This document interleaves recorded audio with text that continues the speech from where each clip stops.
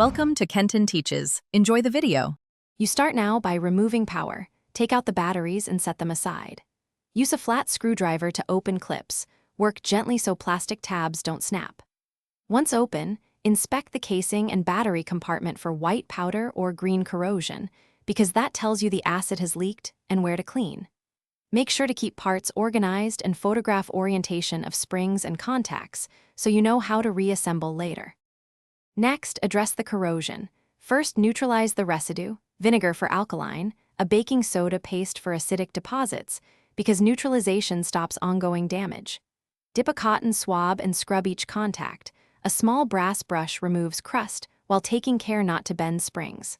Once the bulk is gone, wipe with 90% isopropyl to dissolve residue and speed drying. Make sure to lift any remaining flakes with tweezers and let the compartment air dry fully before testing power. Now reassemble with care. If springs are bent or missing, replace them or use small pieces of conductive tape. You can solder thin wires for broken traces because restoring continuity is what makes the circuit work again.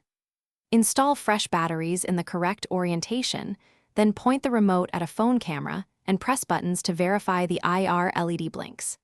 If it still fails, check continuity across contacts with a multimeter and consider replacing the PCB or seeking repair if traces are badly corroded. Thanks for watching. Please subscribe if this video was helpful.